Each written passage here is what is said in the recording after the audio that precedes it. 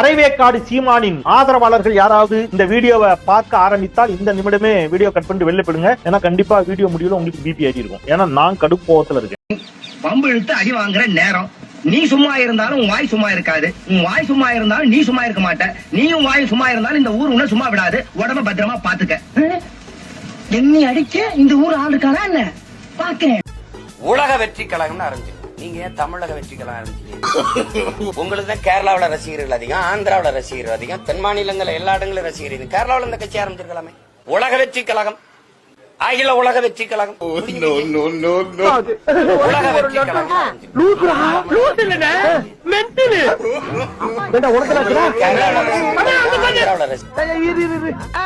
என்னடா சொல்றீங்க?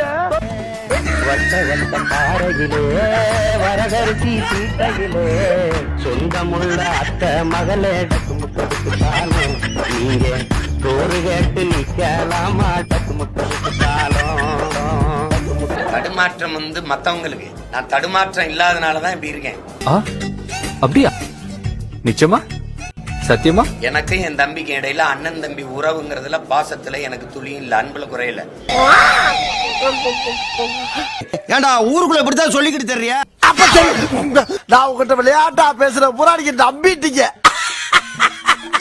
ஐயோ ஐயோ, என்ன இப்படி சேஞ்ச் ஆயிட்டா?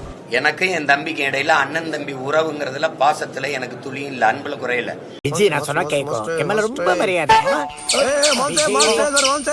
இப்ப நான் உங்களுக்கு ஒண்ணு கேக்குறேன். என் தம்பி வந்து ஒரு கோட்பாட சொல்றாரு, மதச்சார்பற்ற சமூக நீதிங்கிறார். இப்ப நீ உங்க வாயிலா எல்லார்ட்டையும் கேக்குறேன், கேக்குற உலக தமிழ் மக்கள் எல்லார்ட்டையும் கேக்குறேன், மதச்சார்புள்ள சமூக நீதினு இந்தியாவில இருக்கா? இருக்குடா லூசு பயல. அப்ப ஏன் மதச்சார்பற்ற சமூக நீதிங்கிறீங்க? ஒவ்வொரு மதத்துக்கும் மதம் சமூக நீதி மாறுபடும். ஒரு மதத்துல சமூக நீதியா பார்க்கப்படுற ஒரு விஷயம் இன்னொரு மதத்துல அநீதியா பார்க்கப்படும். ஒரு மதம் அநீதின்னு சொல்ற ஒரு விஷயத்த இன்னொரு மதம் நீதின்னு சொல்லும். இப்படி எந்த மதத்தையும் சார்ந்து ஒரு சமூக நீதி போகாம மதச்சார்பு இல்லாம இருக்கிறது தாண்டா மதச்சார்பற்ற சமூக நீதி. மானங்கெட்டவனே, இந்த ஏரியாவுக்குள்ள வந்த நான் கொடுக்கிற தண்டனை ரொம்ப ரொம்ப கொடூரமா இருக்கும். போடா. கடவுளுக்கு எல்லாம் தெரிஞ்சிருக்கணும்ல. அப்ப சீமானுக்கு என்ன வேணும்னே தெரியாத கடவுள் எனக்கு இப்படி கடவுளா இருக்க முடியும்? அவன் சௌரிய புண்டைக்கு சொல்லுவா, வெளியூர்ல இருந்து நாங்க வந்துட்டோம்னா அவன் சௌரிய புண்டைக்கு பேசுவா, நாங்க படிச்சு உள்போமா.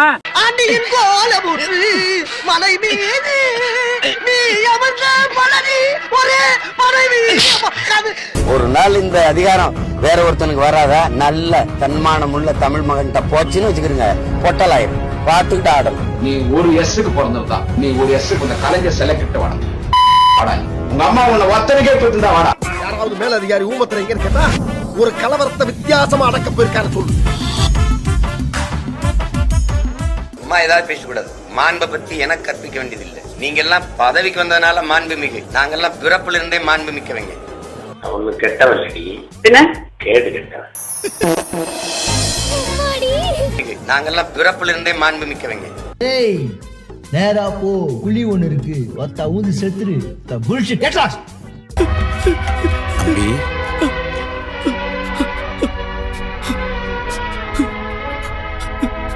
அப்ப அந்த சூழ்நிலையில வந்து சாதாரண ஒரு காமெடி பண்ணா கூட மக்கள் சிரிச்சு விடுறாங்க, சின்ன நகைச்சுவை கூட. ஆனா இந்த படத்துல முழுக்க ஒரு நகைச்சுவை படம். இந்த பொங்கலுக்கு குடும்பத்தோட, குறிப்பா குழந்தைங்களோட ஒரு 3 மணி நேரம் போயிட்டு மகிழ்ச்சியா சிரிச்சு என்ஜாய் பண்ணிட்டு வரலாம் அப்படின்னா அதுக்கு வாரிசு மிகச்சிறந்த படம்.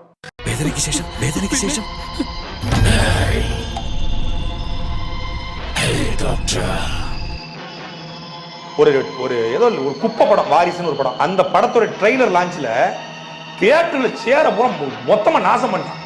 பூரா பண்ணி மேஞ்ச மாதிரி இருந்துச்சு தியேட்டர்.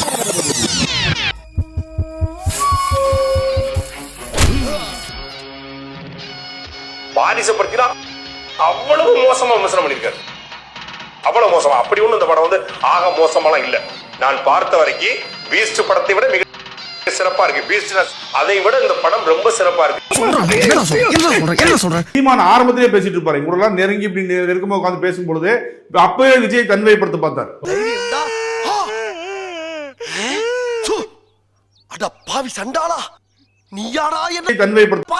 ஒரு படம் ஒண்ணு விஜய் போய் கதை சொல்லிட்டு பகலவன் நினைக்கிறேன், இப்ப வரைக்கும் எடுக்கல அந்த படம். அதை போய் கதை சொல்லிட்டு அந்த பகலவன் விஜய் நடிக்கிறதா இருந்துச்சு.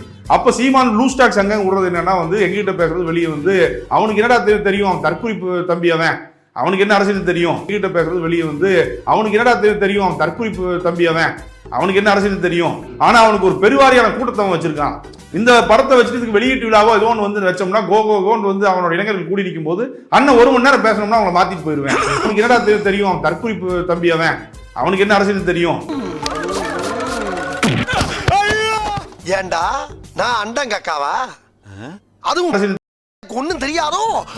சீமான் எந்த அரசியலை செய்து இளைஞர் சக்தியை பிளவுபடுத்தி வந்தாரோ, தமிழ் சமூகத்துக்குள்ள தமிழ்நாட்டுக்குள்ள இருக்கக்கூடிய ஒற்றுமை இருக்கிற மக்கள் கிட்ட வந்து அந்த ஒற்றுமையை சிதைத்து மொழிவாரியான பிரிவினை ஏற்படுத்தி வந்தாரோ, அந்த அரசியலை விஜய் ஒரு ஸ்டேஜ்ல உடைச்ச உடனே சீமானுக்கு என்ன செய்யறதுன்னு தெரியல. எங்க போய் சொல்லுவேன் என்னன்னு சொல்லுவேன், எங்க போய் சொல்லுவேன் என்னன்னு சொல்லுவேன். இனிமே நீ இந்த அண்ணாமலை விரோதியா பார்க்க போற இந்த நாள் உன்னுடைய கேலண்டர்ல குறிச்சு வச்சுக்கோ.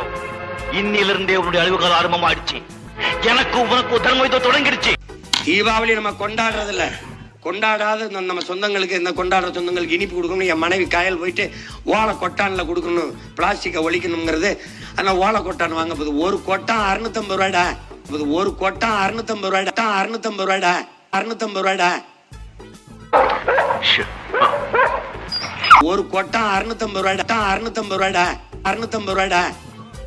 ஐயோ எங்க இந்தியா புடிச்சிங்க. ஒரு கொட்டான் 650 ரூபாய்டா. ஒவ்வொரு உறுப்பினர்கிட்டையும் மினிமம் 200 ரூபா கந்து வட்டி வசூல் பண்ற மாதிரி வசூல் பண்ணி உன் கட்சியை நடத்திக்கிட்டு இருக்க. ஈழத்தமிழர்கள் பேரை சொல்லி வசூல் பண்ணிக்கிட்டு இருக்க, உண்டியல் குலுக்கிக்கிட்டு இருக்க. மரியாதை என்கிட்ட புரியல, காசு கொடுத்துருங்க. அத செலவு பண்ணிட்டேன். நேத்து வரைக்கும் திராவிடம் திராவிடம் திராவிடம் சொல்லிக்கிட்டு இருந்த நாய் நீ இன்னைக்கு தமிழ் தேசியம் தமிழ் தேசியம் இருக்க. உன்னுடைய அரசியல் ஒண்ணு இப்படி போகுது, இல்ல இப்படி போகுது. கருணாநிதி பீரியட்ல கருணாநிதி எங்க தகப்பனார் என்ன. இந்த பெருமன்றத்துல எல்லாரும் என் மீது ஒரு பெரிய குறையை வைக்கிறாங்க. காங்கிரஸ் கடுமையா விமர்சிக்கிற, எல்லாரையும் விமர்சிச்சு பேசுற. ஆனா தலைவர் கலைஞரை மட்டும் எதிர்த்து பேச மாட்டேன். பேச மாட்டேன். திமுக என்னுடைய குடும்பம், நான் பேச மாட்டேன். அவர் கற்றுத்தந்த தமிழ், அவர் ஊட்டிய உணர்வு உங்கள் முன்னால் என்னை நிறுத்தி இருக்கிறது. ஒருபோதும் அவருக்கு எதிராக நான் பேச மாட்டேன். என் அன்பு தலைவர் கலைஞர் அவர்களே, இன்னைக்கு பாத்தீங்கன்னா வேற மாதிரி ஃபாலோ. விஜயலட்சுமி என்னைக்கு தொடப்ப கட்டையால அடிக்குதோ அன்னைக்கே பல்ட்டி அடிக்கிற.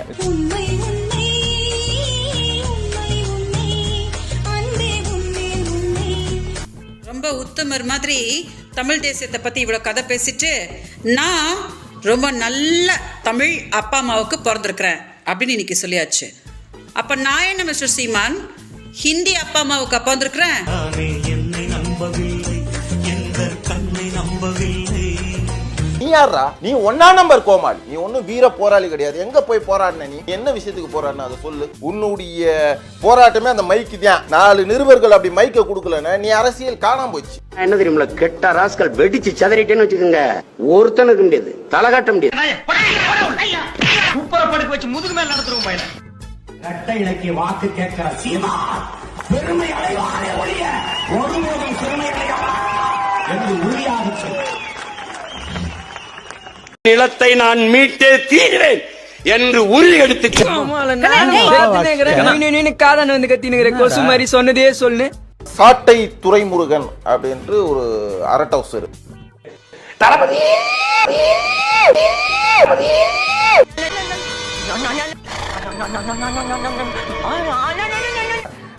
நேத்து வரைக்கும் எங்க அண்ணே ஆதரவு தான் தெரிவிச்சாரு. இன்னைக்கு விஜயை திருத்த முயற்சி செஞ்சுக்கிட்டு இருக்காரு. நீ யாரா திருத்துறதுக்கு? தவறு சீமான். முதல்ல அந்த அரட் ஹவுஸ் ஒரு கோமண உருவி சாட்டை பேச்செல்லாம் கேட்காத. அவன் ஒரு 1ஆம் நம்பர் லூசு, நீ ஒரு பெரிய லூசுன்னா அவன் ஒரு குட்டி லூசு.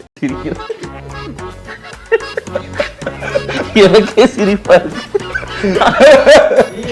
அவன் ஒரு 1ஆம் நம்பர் லூசு, நீ ஒரு பெரிய லூசுன்னா அவன் ஒரு குட்டி லூசு.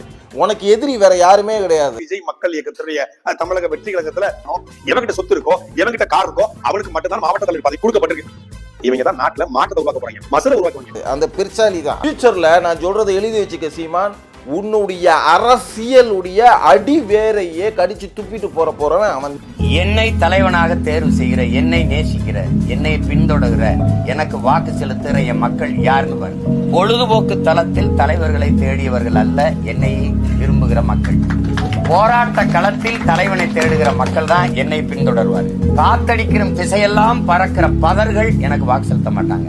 புயலே அடிச்சாலும் நகராத அதே இடத்துல இருக்க தூய நெல்மணிகள் எதுவோ அவங்க தான் எனக்கு வாக்கு செலுத்துவாங்க. நீங்க இங்கிட்டு ஓடுறான் அங்கிட்டு ஓடுறான் கதறுவான் அப்படின்னு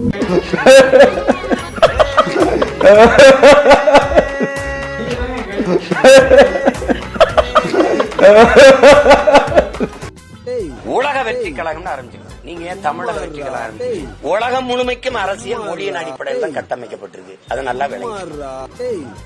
அப்ப நீங்க தமிழ் மொழி இனம்னு நீங்க பிரிக்கிறதுனா இங்கிலாந்துல இருந்து அயர்லாந்து ஏன் பிரிக்கிறீங்க? நீ என்னடா சொல்றது சொல்ற பொண்டா?